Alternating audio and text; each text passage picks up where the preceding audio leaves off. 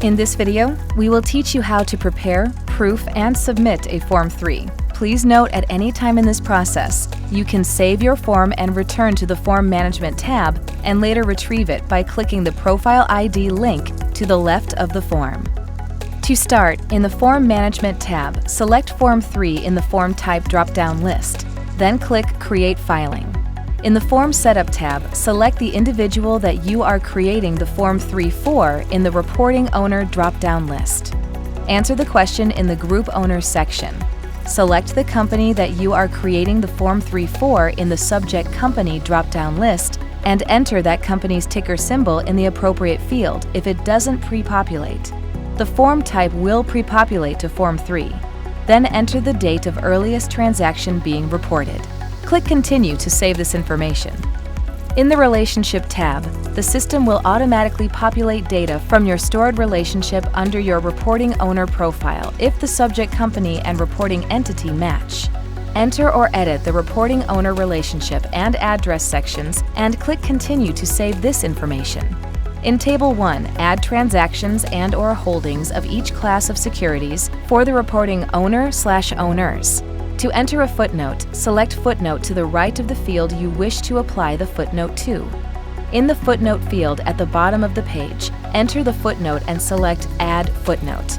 Do that for each footnote that you have. Once all footnotes have been added, select the Apply to Field box in the right of the footnote you would like to assign to that particular line item. Once all necessary fields have been populated, click Continue to save and move to the next tab. In Table 2, add holdings of each class of derivative securities beneficially owned by the Reporting Owner/owners. Again, click Continue to save and move to the next tab. In the Signatures tab, enter the signature and date.